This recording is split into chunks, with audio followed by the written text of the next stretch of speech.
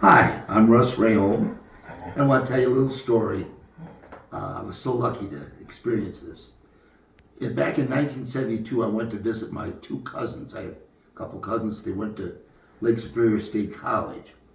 And while I was visiting them, I had my little camera with me, and I thought, I'm going to go to the Sulaks, right there in Sault Ste. Marie.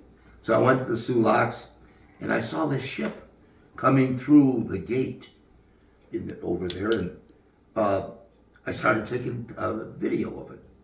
And it came in, and they secured the boat, the ship, and the water went down, and the gate opened, and the ship went out.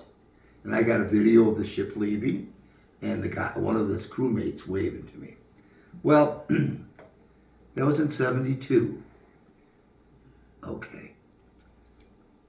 The ship sank in 1975.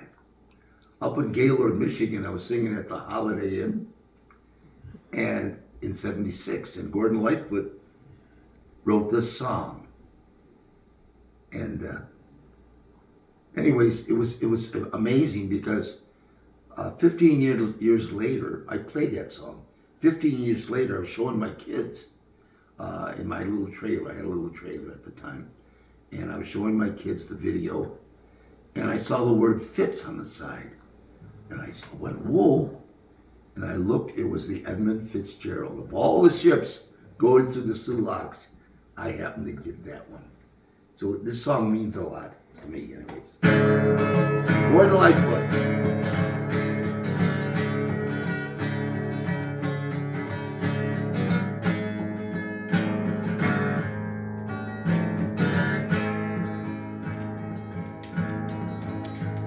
The legend lives on from the Chippewa on down of the big lake they call Rheaume. Lake, it is said, never gives up the dead when the skies of November turn gloomy. The ship was the pride of the American side, coming back from some mill in Wisconsin. As big freighters go, it was bigger than most, with the crew and the captain well seasoned, and concluding some terms with a couple of steel firms. When they left the mill, they loaded for Cleveland. Later that night, when the ship's bell rang, could it be the north wind they were feeling?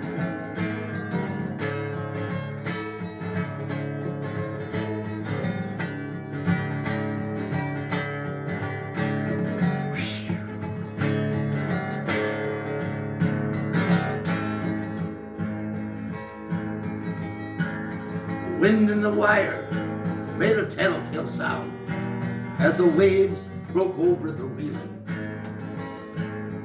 And every man knew, as the captain did too, was the winds of November come stealing.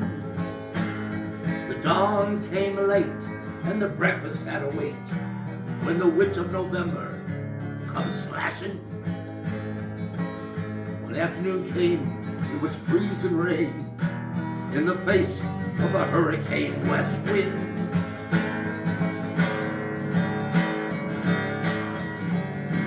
When summertime came, the old cook came on deck, said, fellas, it's too rough to feed you.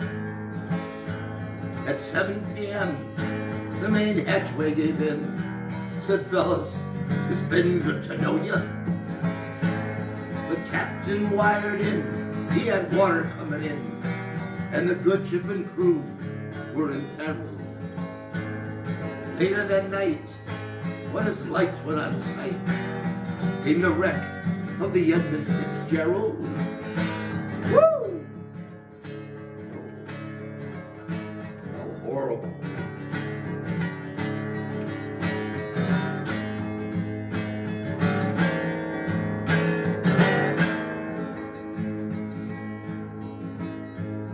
Does anyone know where the love of God goes when the waves turn the minutes to hours?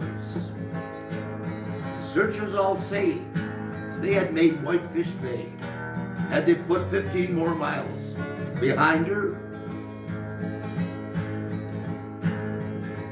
may have capsized, they may have got deep, they may have took on water, but all that remained were the faces and the names of the wives, the sons, and the daughters.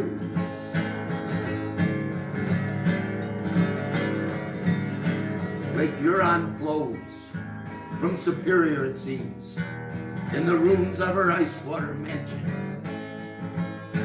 Old Michigan steams like a young man's dreams, and the isles and bays of a sportsman. Farther below, Lake Ontario, caked in what McCleary can send her. And as the iron boats go, as the Marin songs go, with the gales of November, remember.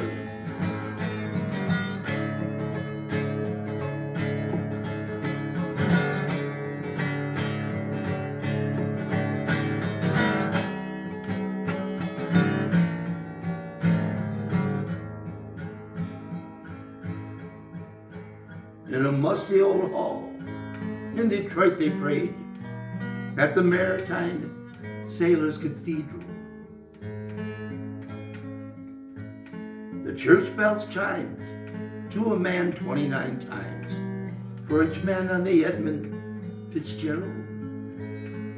29 times, wow. And the legend lives on from the Chippewa on down of the big lake they called the Rheaume.